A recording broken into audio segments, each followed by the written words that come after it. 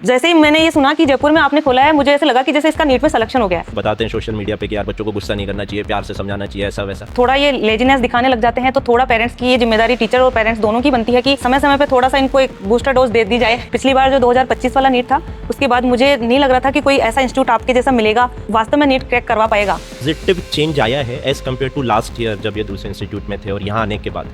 Tension free जो पढ़ाई होती है वो पहले नहीं कर पा रही थी। पूछना चाहता हूँ कि जो हमने अलग करने का ट्राई किया, उसका कितना बेनिफिट आपको लगता है कि बच्चे तक पहुँच पा रहे हैं? बहुत फर्क पड़ा है इसकी स्टडी पे। और सबसे बेस्ट चीज़ मुझे ये वाली लगी आपकी कि क्लास के बाद में बच्चा यहीं रहता है और यहीं स्टडी करता है। 90% तक पहुंच गए हो मंजिल के पास, अब केवल 10% या 20% चीज़ें बची है, तो अब वापस मुड़ के नहीं देखना है। नीट काका जेई कैसे दूसरे इंस्टीट्यूट से अलग है, या एक ऐसी चीज़ जो पूरे इंस्टीट्यूट पूरे जयपुर में कहीं नहीं हो रही थी, वो हमने यहाँ पर लॉन्च करी। यहाँ जयपुर वाले कोई भी इंस्टीट्यूट जो है लग ही नहीं रहा था कि किसी में भी भेजने का मन नहीं था। सर, मेरा घर का जो एनवायरनमेंट होता है ना, वैसा बच्चे को यहाँ मिल रहा है। रैपिड फायर राउंड करते हैं। अकॉर्डिंग फीस तो बहुत ही कम है, लेकिन यहाँ पर आने के बाद में मेरे फिजिक्स में, केमिस्ट्री में, इवन बायो में भी मेरे कॉन्सेप्ट्स क्लियर हुए हैं। पहले तो मेरा फिजिक्स पढ़ने का मन ही नहीं करता था। मार्क्स थोड़े कम हो जाते हैं तो पढ़ने का बिल्कुल ही मन नहीं करता, या कोई सब्जेक्ट ऐसा होता है कि बिल्कुल ही मन नहीं कर रहा है कि you are not able to ask question in the classroom, you are not able to put your suggestion into the classroom, ऐसा कभी हुआ? क्लास के अंदर डाउट पूछने से डरती हूँ। जब तक आपको पढ़ना है 7:30 बजे तक ये सेंटर खुला रहता है, तो मैं सेल्फ स्टडी करती हूँ। तो मेरी आदत ही बन गई कि हाँ, मुझे पढ़ना ही है। पहले तो मेरा फिजिक्स पढ़ने का मन ही नहीं करता था, क्योंकि मुझे समझ ही नहीं आता था कुछ। बाद में फिर मुझे समझ आया कि इस सब्जेक्ट को इस तरीके से पढ़ा जाता है। समय से अगर इन चीज़ों को मेंटेन नहीं करोगे तो फिर ये बढ़ती रहेंगी। नमस्कार बच्चों, अभी हम बैठे हैं जयपुर ऑफलाइन सेंटर पर नीट काका जी के, और यहाँ पर हमारा पहला साल है। और सबसे बड़ी हमारी अभी उपलब्धि की बात यह है कि हमने अपने फर्स्ट सेशन में ही ऑल ओवर इंडिया से 18 स्टेट के बच्चे जयपुर में हमने एडमिट करवाए हैं। ऑलरेडी सेशन जा रहा है और स्टिल एडमिशन्स आ रहे हैं, बट जैसा कि आपको पता है कि नीट काका जेई हमेशा कुछ अलग, कुछ डिफरेंट करने के लिए जाना जाता है बच्चों के हित में। तो हमने सोचा कि क्यों ना पहली बार एक पॉडकास्ट रिकॉर्ड किया जाए पेरेंट के साथ, जो कि अनफिल्टर्ड रहे। इसमें आपको जो एक्चुअल एक्सपीरियंस है पेरेंट का वो देखने मिलेगा। अभी हमारे साथ हैं हमारी स्टूडेंट अनीमा के पेरेंट, और आपको अगर मैं फ्रैंकली बताऊं तो ये थ्रू आउट द ईयर हमसे कनेक्टेड हैं, वीकली मंथली आके हमसे मिलते रहते हैं, और बच्चे के बारे में, उसकी प्रिपरेशन को लेकर, उसकी स्ट्रेटजीज़ को लेकर काफ़ी कुछ डिस्कशन हमारा होता है। तो मैंने सोचा कि क्यों ना सर और मैम के साथ एक बार अनफिल्टर्ड पॉडकास्ट किया जाए, जिसमें स्पेशली जयपुर के लोगों को ये पता लगे कि हाँ, नीट के प्रिपरेशन को लेकर अपन कैसे आगे बढ़ सकते हैं। तो take it as a learning video, जिसमें आपको काफ़ी कुछ समझ में आएगा।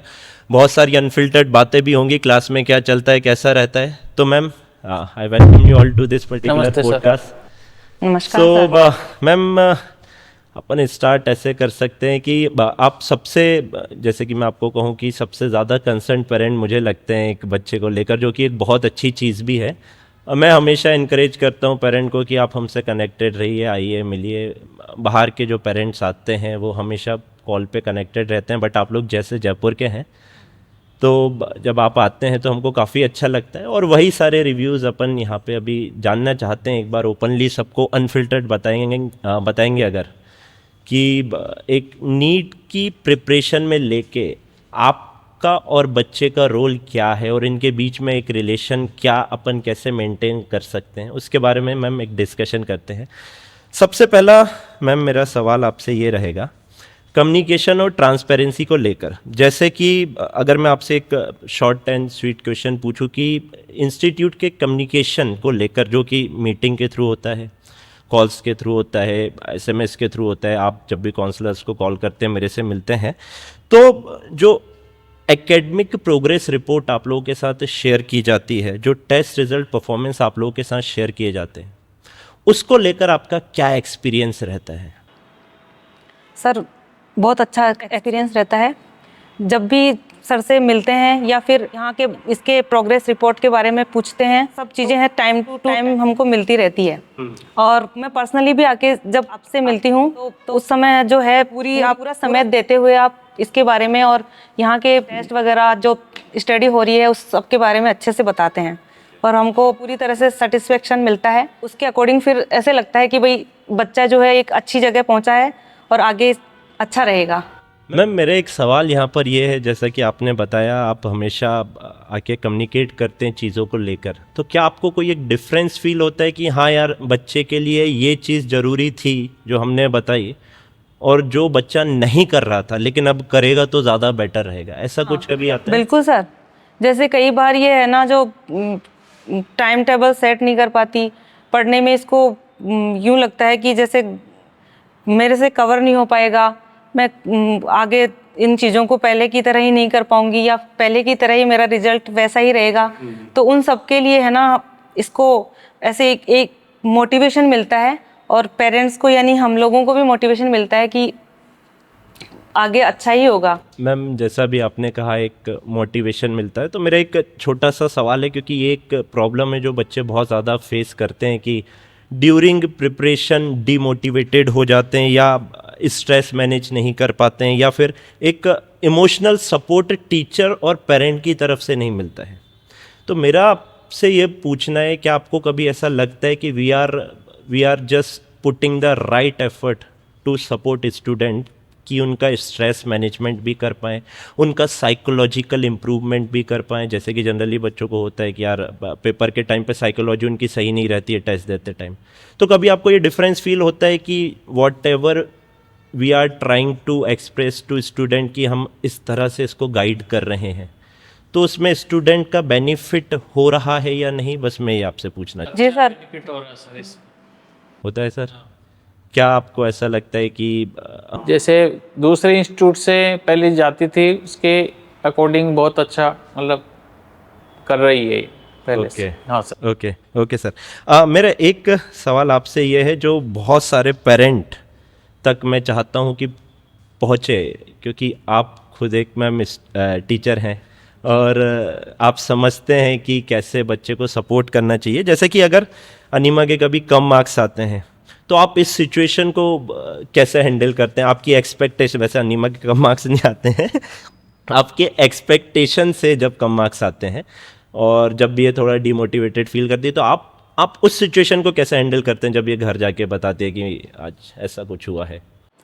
मैं सर इसको आराम से कहती हूँ, बेटा पहले पेपर को छोड़ दो, तसल्ली से थोड़ा रिलैक्स करो, उसके बाद में मेरा तो शाम का किचन का ही काम रहता है। इसको कहती हूँ कि बस फिर तू अब पहले खाना वाना खा, उसके बाद में आराम से आंसर चेक करना, और जो भी आ रहे हैं पेपर का एनालिसिस कर, और उसके बाद अपने रजिस्टर में जो गलतियां हैं वो मेंशन कर, और कल जाके जिस भी सब्जेक्ट में कम मार्क्स आ रहे हैं सर से जाके मिल।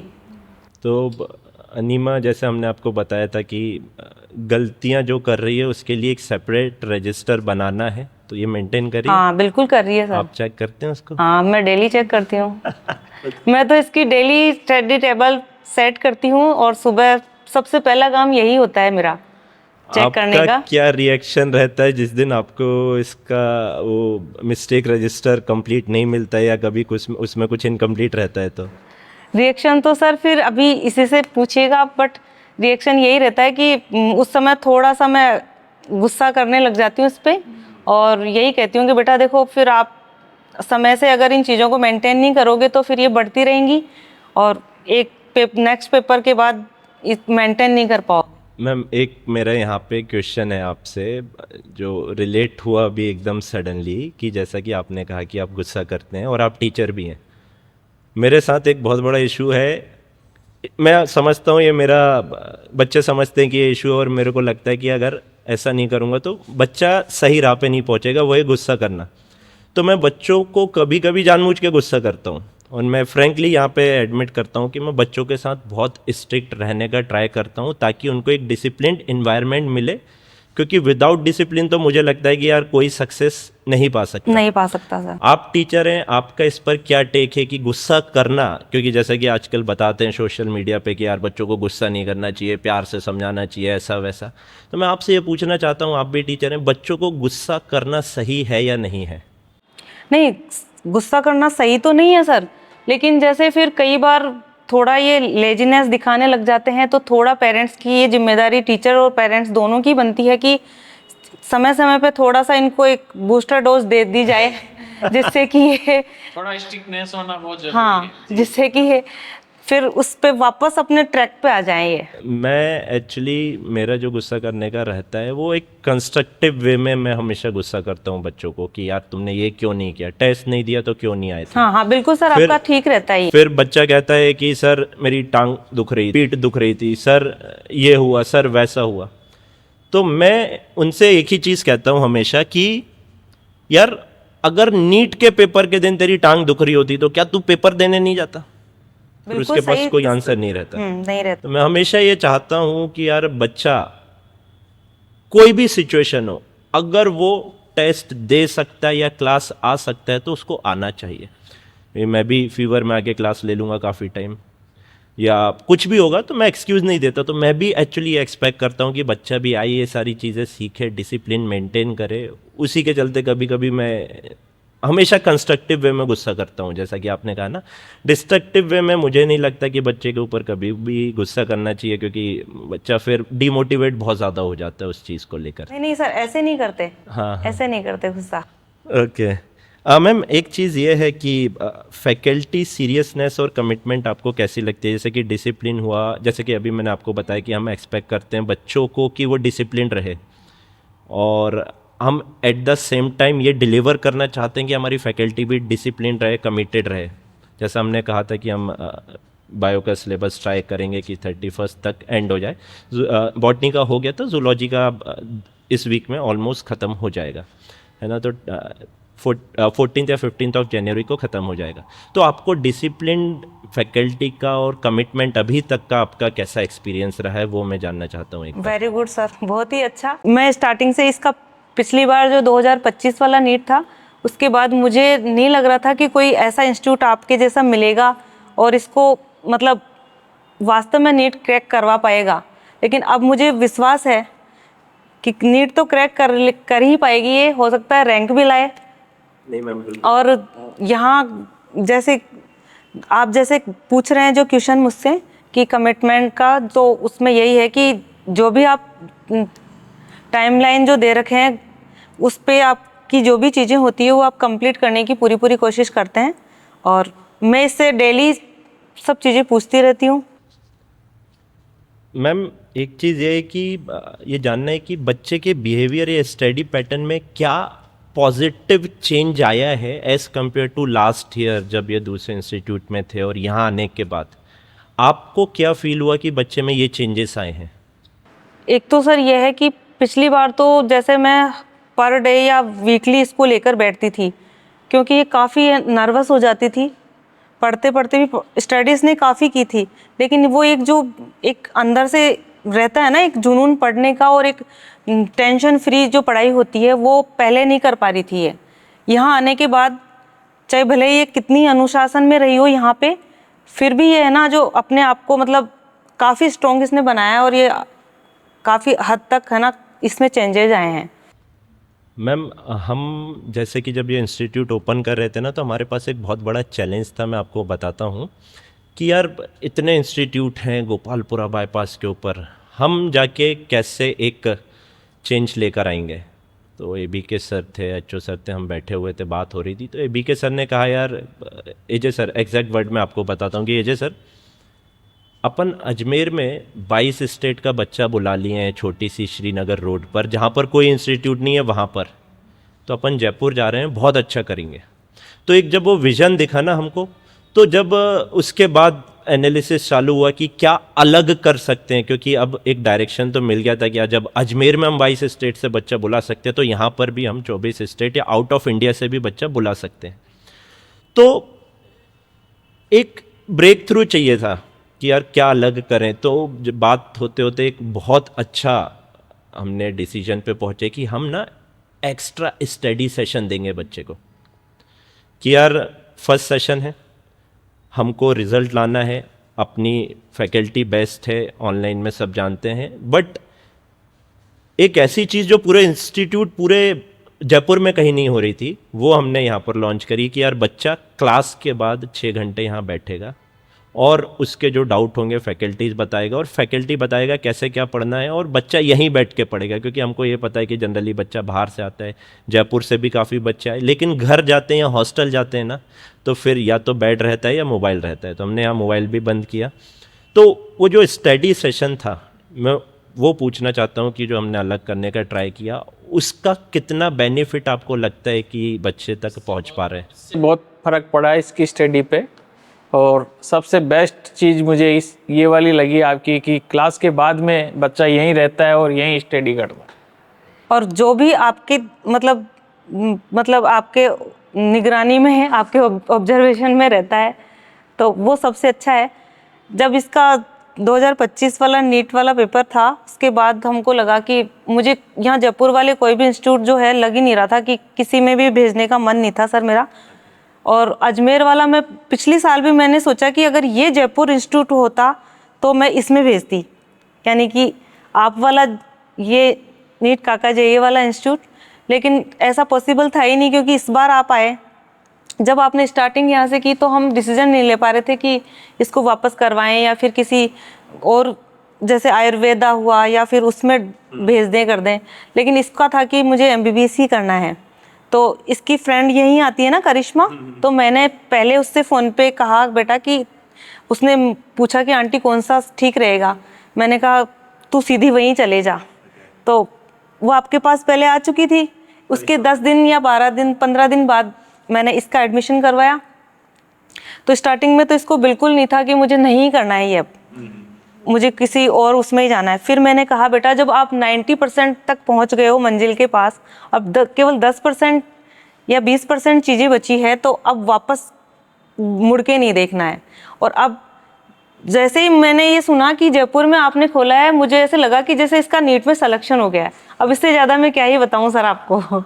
मैम जैसा अभी आपने कहा ना कि 90% पहुंच गया है पास, 10% के पीछे क्या ही प्रिपरेशन छोड़ना, यहाँ पर पेरेंट का ना बहुत बड़ा रोल आता है, जो मैं आपको फ्रैंकली बताऊं, मैं ऐसे ऐसे पेरेंट से भी मिलता हूं जो आते हैं और बच्चे के ऊपर थोप देते हैं कि ये कर लेगा, ये हो जाएगा, इसको करना पड़ेगा। मैं हमेशा यहाँ पे सारे पेरेंट्स से एक यहाँ पे रिक्वेस्ट करता हूँ कि जैसे कि मैम ने कहा ना कि एक सपोर्टिव नेचर बच्चे को देना, गुस्सा होना है लेकिन कंस्ट्रक्टिव वे में, मैम ये बहुत ज़रूरी है और ये मुझे काफ़ी अच्छा लगा। और मैम मैं जानता भी हूँ आप लोग जिस हिसाब से आते हैं, हर महीने बच्चे का प्रोग्रेस जानते हैं, बैठते हैं, अपन बात करते हैं, तो मेरे को कंसर्न समझ आ जाता है इतने पेरेंट से मिलने के बाद कि यार एक्चुअल में क्या पेरेंट बच्चे के बारे में क्या सोच रहे हैं। हालांकि सारे पेरेंट अच्छा ही सोचते हैं, बट इट इज़ अबाउट कि वो किस डायरेक्शन में बच्चे से बात कर रहे हैं ना मैम, वो बहुत इंपॉर्टेंट होता है।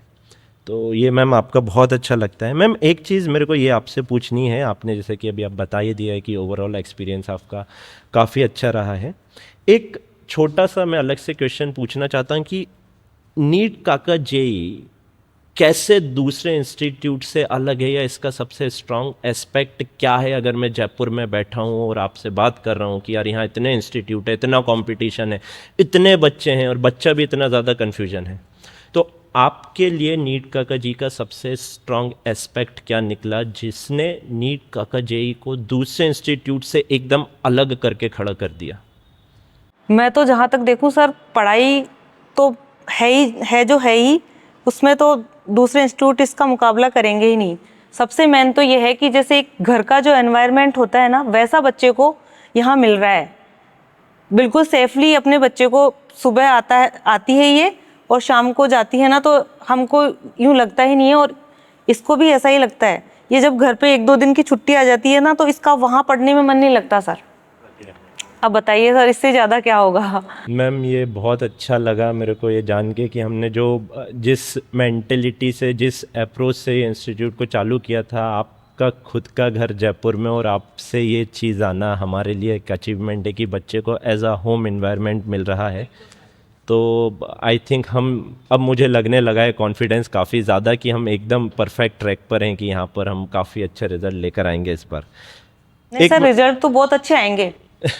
मैम वो जब तक आता नहीं है तब तक वो तो देखिए वो है, पर अब प्रोसेस तो चल ही रही है ना। एग्जैक्टली प्रोसेस सही होना मैम, ये 2 जगह से हमको पता लगता है, एक पेरेंट से, एक बच्चे से।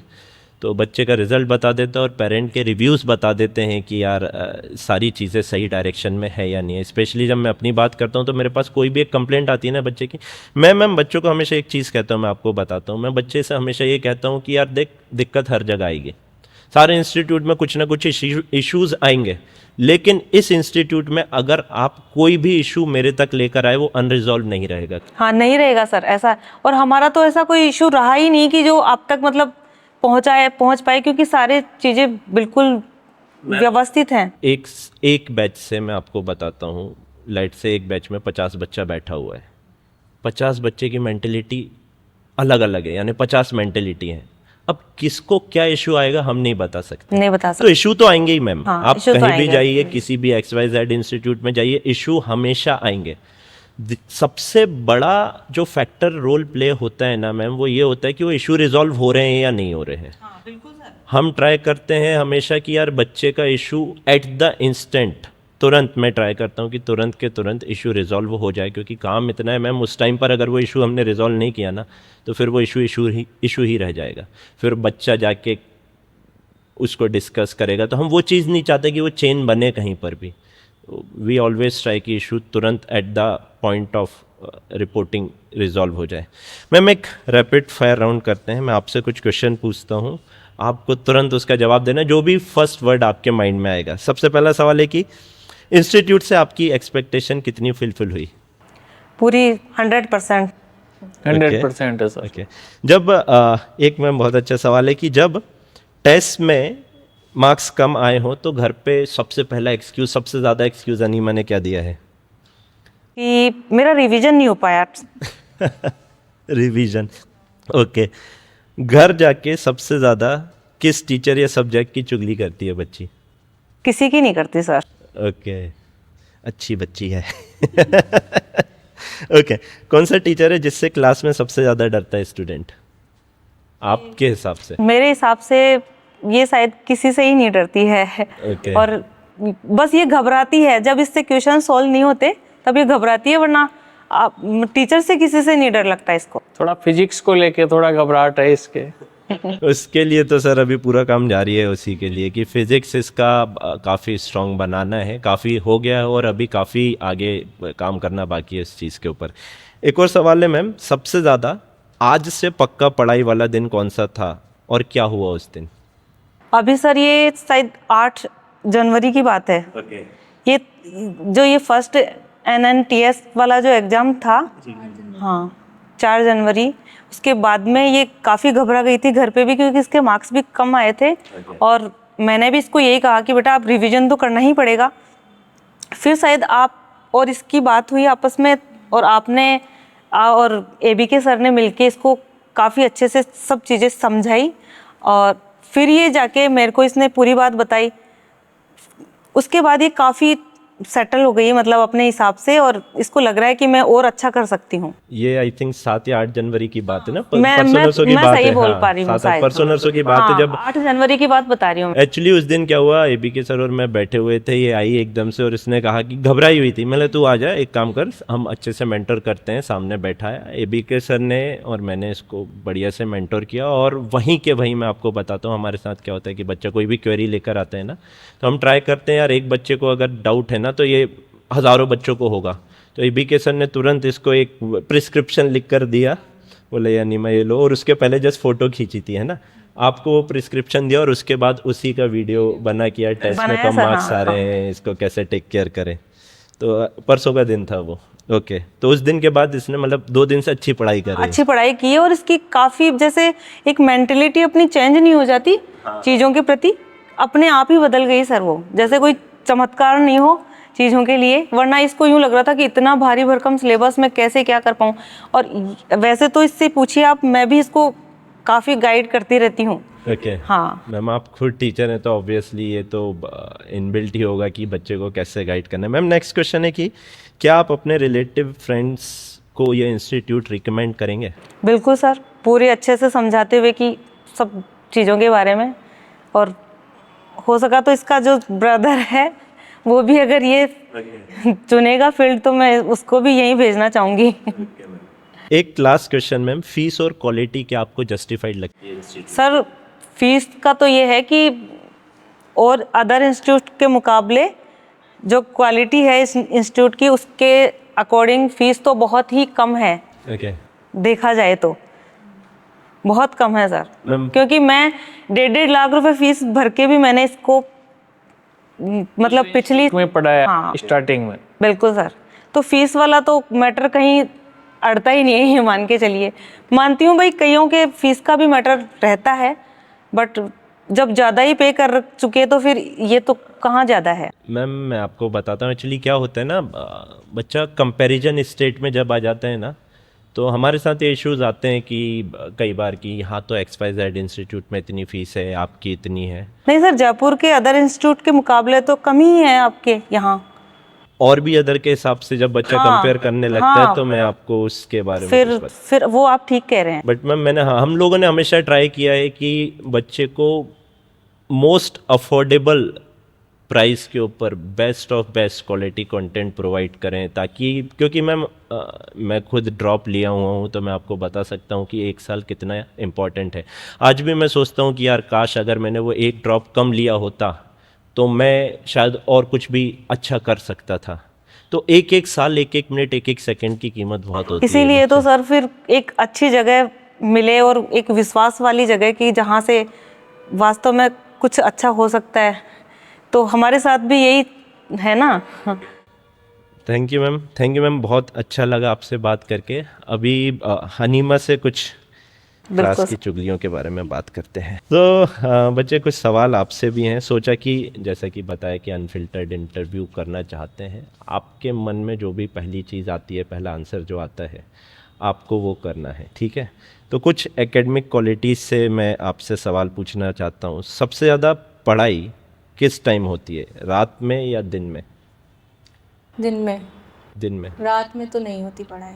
और अगर मैं पूछूं आपसे, सबसे ज़्यादा पढ़ाई रात में होती है या दिन में होती है, एग्ज़ाम के 1 दिन पहले होती है? एग्ज़ाम के 1 दिन पहले होती है। सबसे ज़्यादा पढ़ाई उसी दिन होती है। अब पूरे हफ्ते का जो रिग्रेट होता है वो उसी दिन निकलता है कि मैंने पढ़ा नहीं, क्यों नहीं पढ़ा। अनिमा, एक क्वेश्चन ये है जो बहुत सारे बच्चों का रहता है, ये आई थिंक आप बच्चे हो तो आप बेटर तरीके से आंसर कर पाएंगे कि आप टाइम और रिवीजन, क्लासेस और रिवीजन को कैसे मेंटेन करते हो। क्लासेस, रिवीजन, टेस्ट को अगर मैं बोल दूं, कैसे आप मैनेज करते हो पूरा? जैसे हमारे अभी पिछले 2 या 3 महीने से RT, CCT और माइनर टेस्ट, मेजर टेस्ट, मतलब इतने सारे टेस्ट होते हैं तो उनके थ्रू ही रिवीजन हो जाता है। मुझे ज़रूरत ही नहीं पड़ती कि मैं अलग से रिवीजन के लिए टाइम निकालूं। और अगर कुछ चैप्टर्स होते हैं, उन टेस्ट को देने से ही मुझे पता चलता है कि हाँ मेरी इस चैप्टर में ये वीकनेस है, तो मैं उन्हीं के ऊपर काम करती हूँ। मुझे पूरा चैप्टर पढ़ने की ज़रूरत नहीं पड़ती है, तो वही मेरा एक गाइड बन जाता है कि हाँ मुझे रिवीजन किस तरीके से करना है, तो टेस्ट के थ्रू मैं रिवीजन करती हूँ। ओके। बहुत सारे बच्चे यहाँ पे एक टेक अवे ले सकते हैं कि हम हमेशा बच्चे को ये चीज़ बताते हैं, बार बार कहते हैं कि भाई अगर आप पन्ने पलटा पलटा के रिवीजन कर रहे हो ना, तो ये आप सबसे बड़ी मिस्टेक कर रहे हो अपने प्रिपरेशन में। रिवीजन कभी भी पूरा नहीं होता है। आप टेस्ट दीजिए, टेस्ट में आप जो गलती कर रहे हो उनको सुधारिए। लेट्स से एक एग्जांपल देता हूँ, मोशन इन 1D में आपसे सारे क्वेश्चन हो गए और एक क्वेश्चन नहीं बना मोशन अंडर ग्रेविटी का, तो आप नोट्स उठाओ और सिर्फ मोशन अंडर ग्रेविटी पढ़ो। अब आपको सारे टॉपिक अलग से पढ़ने की ज़रूरत नहीं है, क्योंकि टेस्ट में हम आप वो वाले क्वेश्चन कर सकते हो। तो काय को आप टाइम वेस्ट करना है बेटा वहाँ पे, इस बात का ध्यान रखना है। जैसा कि अनीमा ने कहा और हम भी मैम इस स्ट्रेटेजी को फॉलो करते हैं कि भाई बच्चे का रिवीजन टेस्ट के थ्रू कराएं, बैक टू बैक। बहुत सारे major, minor, CCT, RT, revision test, class test, बहुत सारे हम लोग अलग अलग टाइप के टेस्ट लेते हैं। अब NNTS भी उसमें ऐड कर दिया है। आगे जाके एक अभी इनका 12th का टेस्ट भी अलग से हो रहा है, बायो का टेस्ट भी हो रहा है।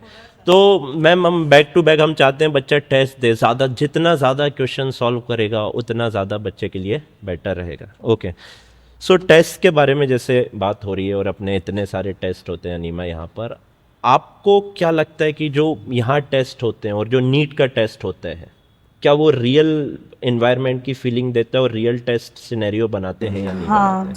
क्योंकि क्वेश्चंस जो बनते हैं, क्वेश्चंस भी, और ऊपर से टाइम लिमिट के अंदर हमें वो करना होता है, तो वो प्रेशर भी फील होता है कि हाँ नीट में जिस तरीके से किस तरीके से मुझे उस प्रेशर को मेंटेन करके रखना है और अपना माइंडसेट क्या बनाना है वो पता चल जाता है। एक क्वेश्चन मैं आपसे ये पूछता हूँ कि आपकी नीट प्रिपरेशन में सबसे ज़्यादा सपोर्ट किसका रहा? मेरी मम्मी का। Okay. सबसे ज़्यादा सपोर्ट मेरी मम्मी का ही रहा। वो मुझे भी दिखते हैं। मैम बताती हैं कि सुबह उठने से, जब मैम जाती हैं स्कूल जाती हैं, तो पहले सुबह आपको उठने उठाती से हैं, लेके रात के सोने सोने तक तक और का। वापस से अगले दिन सब कुछ।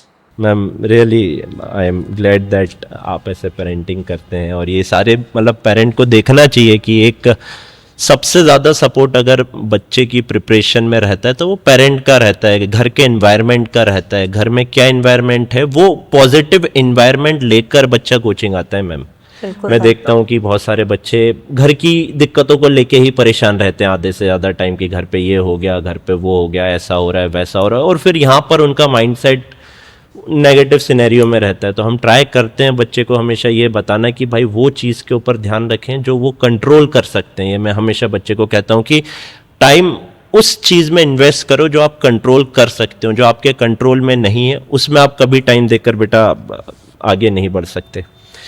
एक क्वेश्चन ये है अनिमा कि वीक एरियाज आइडेंटिफाई करने में इंस्टीट्यूट ने आपकी कैसे हेल्प करी? वीक एरियाज जैसे कि जो टेस्ट से मुझे वीक एरियाज मिलते हैं उनको मैं टीचर्स के साथ डिस्कस करती हूँ। जैसे जो क्वेश्चंस मुझसे नहीं होते या फिर डाउटफुल होते हैं उनको मैं टीचर से डिस्कस करती हूँ और वो मुझे पूरा एक्सप्लेन करते हैं, उस टॉपिक को पूरा एक्सप्लेन करते हैं। तो वो धीरे धीरे मेरे सारे वीक एरियाज धीरे धीरे कम होने लग गए हैं। अब ज़्यादा है ही नहीं। लास्ट ईयर तो मेरे बहुत सारे वीक एरियाज थे, लिस्ट तक बना ली थी मैंने कि मेरे इतने सारे वीक हम दोनों ने मिलकर लिस्ट बनाई थी। लेकिन अब मुझे वो लिस्ट बनाने की जैसे ज़रूरत नहीं लगती। Okay. लिस्ट बनाने में तो मैं हेल्प करती हूँ। तो यहाँ पे मेरा नेक्स्ट क्वेश्चन आता है जो इससे रिलेट करेगा नाउ, कि अब आपके बहुत कम वीक एरियाज हैं और अब धीरे धीरे कॉन्फिडेंस भी बढ़ रहा है प्रिपरेशन को लेके। तो टेस्ट के एक दिन पहले कॉन्फिडेंस लेवल 1 में से 10 अगर आप रेट करें कि आपका क्या कॉन्फिडेंस लेवल रहता है? मैं अगर सच बोलूँ तो मेरा 0 रहता है।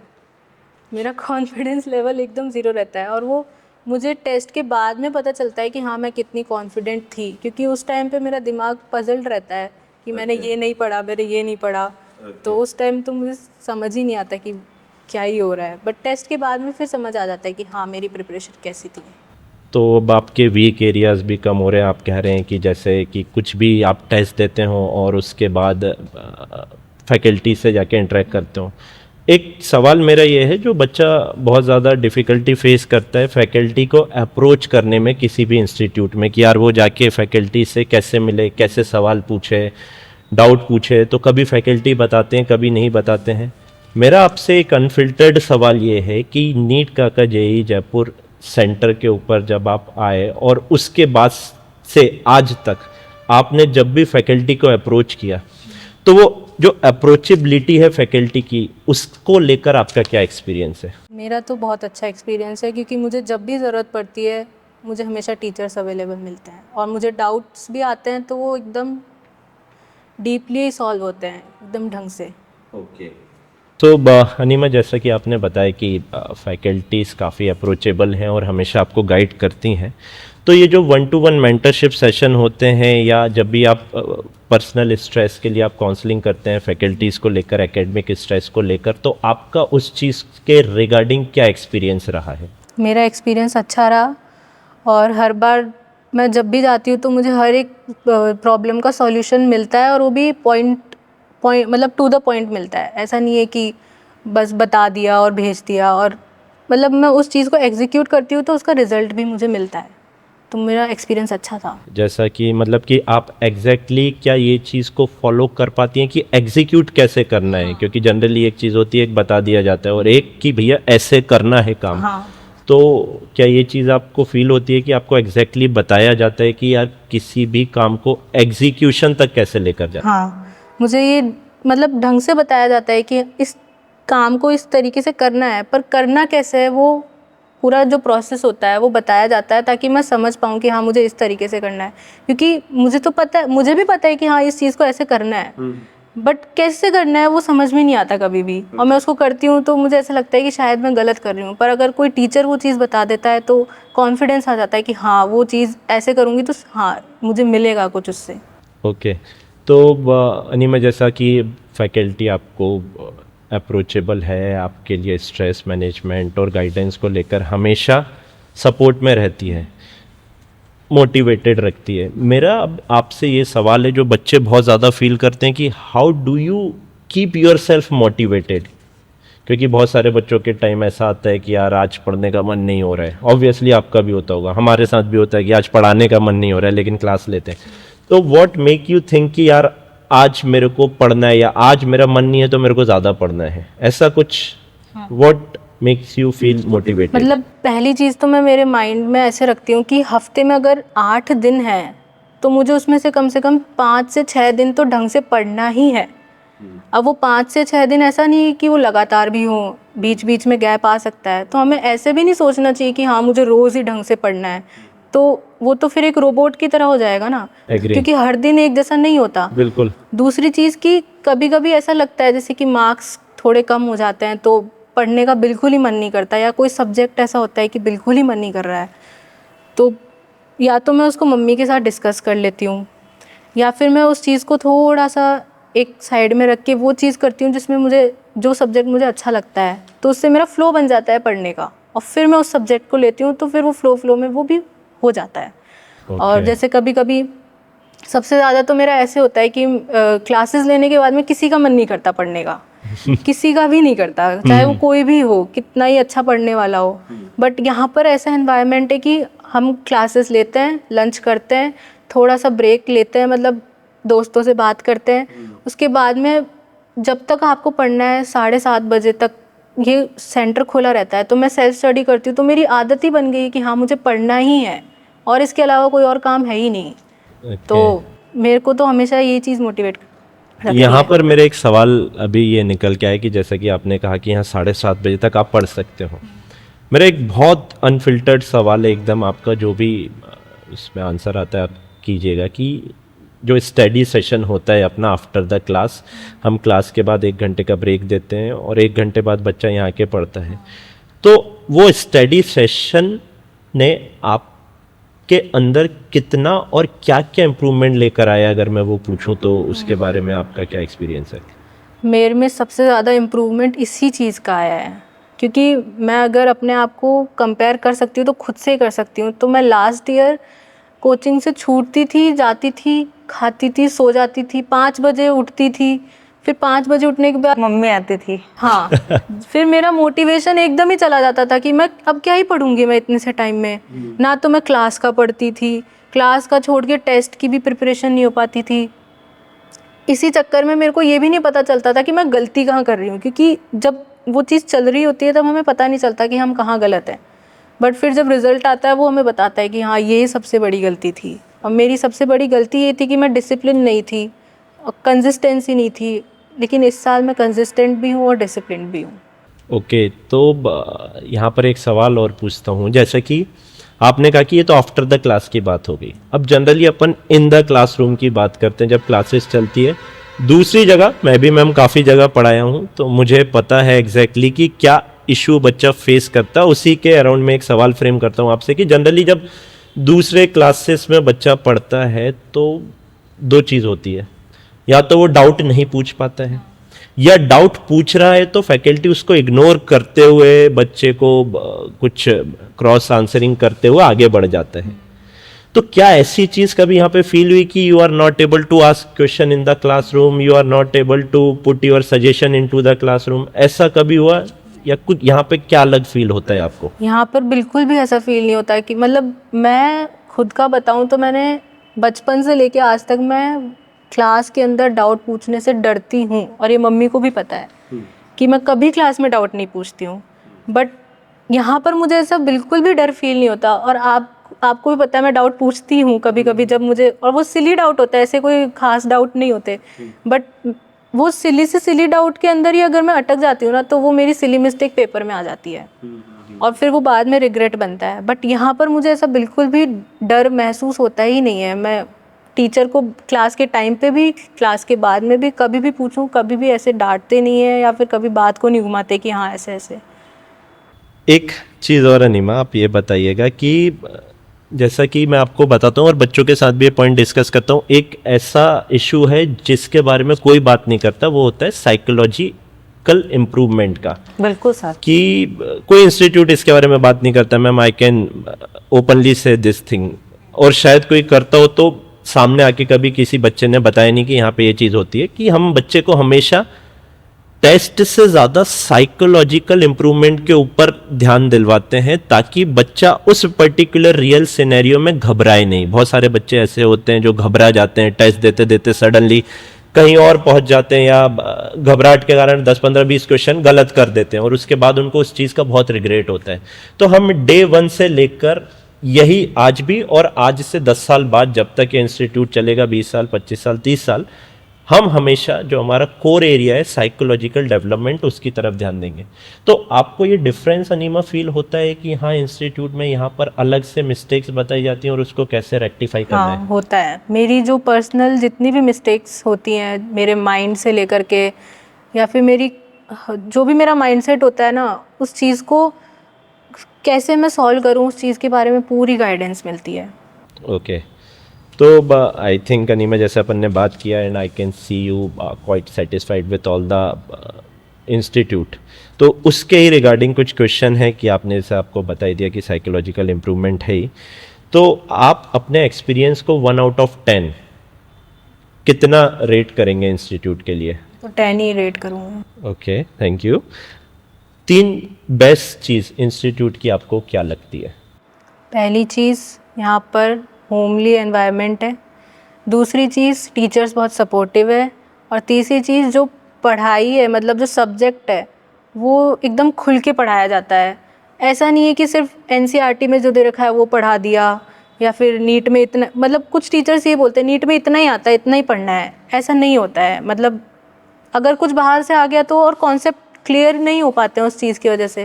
लेकिन यहाँ पर आने के बाद में मेरे फिज़िक्स में, केमिस्ट्री में, इवन बायो में भी मेरे कॉन्सेप्ट्स क्लियर हुए हैं जो मेरे पहले नहीं हुए थे। ओके ओके, एक छोटी सी चीज़, जैसा कि अभी आपने फिज़िक्स के बारे में बात की, तो मैं एक छोटा सा सवाल पुटअप करता हूँ। जनरली नीट के बच्चों में फिज़िक्स का एक स्पेशल फोबिया रहता है कि यार फिज़िक्स बहुत टफ है, और ये फोबिया एक्चुअली मेरा ऐसा पर्सनली मानना है कि क्रिएट किया गया है फैकल्टीज, टीचर्स और स्टूडेंट्स के द्वारा, जो शायद इस चीज़ को कभी ग्रैब नहीं कर पाए। यहाँ आके क्या वो फोबिया आपको फिजिक्स में स्पेशली कभी आज तक फील हुआ किसी भी चीज़ में? पहले था और अभी पहले क्या? था, पहले बहुत ज़्यादा था। पहले तो मेरा फिज़िक्स पढ़ने का मन ही नहीं करता था क्योंकि मुझे समझ ही नहीं आता था कुछ। पर जब मैं यहाँ पर आई, आपने मुझे पढ़ाया, उसके बाद में फिर मुझे समझ आया कि इस सब्जेक्ट को इस तरीके से पढ़ा जाता है, तो वो पढ़ाने का तरीका भी होना चाहिए। ये चीज़ रहती है अनीमा की, जनरली क्या होता है ना, टीचिंग मेथडोलॉजी, पेडागोगी जिसको कहा जाता है, वो फिज़िक्स में बहुत इंपॉर्टेंट है। अगर अपन कनेक्ट नहीं कर पा रहे हैं ना चीज़ों को कि कैसे बच्चे को समझाना है, वो बहुत इंपॉर्टेंट रहता है। ओके, सो लास्ट क्वेश्चन यहाँ पर है रैपिड फायर राउंड चालू करने से पहले कि नीट काका जी दूसरे इंस्टीट्यूट से अब आपको अलग कैसे लगा? अगर कुछ एक वर्ड्स में मैं पूछूं तो? एक वर्ड में तो, एक वर्ड में नहीं, कुछ एक वर्ड्स में पूछूं तो?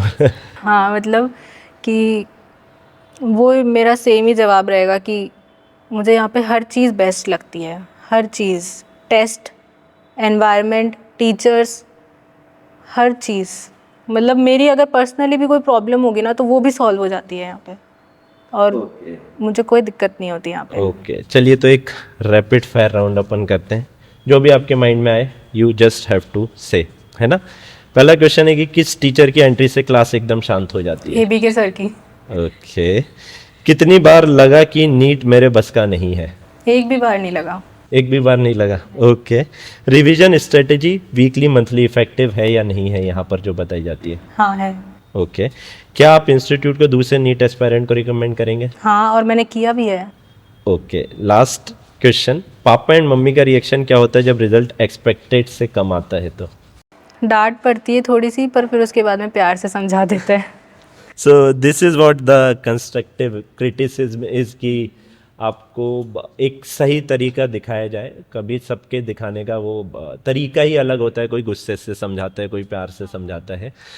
सो बच्चों एंड पेरेंट्स, आई होप आपको ये नीट काका जी का पहला एफर्ट अच्छा लगा होगा, जिसमें हमने ट्राई किया कि आपको इंस्टीट्यूट के बारे में काफ़ी कुछ बताया जा सके। आप किसी भी इंस्टीट्यूट में अगर जा रहे हैं तो प्लीज़ एक बार इन सारी बातों को ध्यान में रखिए कि वहाँ पर टेस्ट कैसे हो रहे हैं, कितने हो रहे हैं, वहाँ का एनवायरनमेंट कैसा है, फैकल्टी सपोर्ट कैसा है, स्ट्रेस मैनेजमेंट कैसा है, और भी बहुत सारी चीज़ें, साइकोलॉजिकल डेवलपमेंट किया जाता है या नहीं किया जाता है।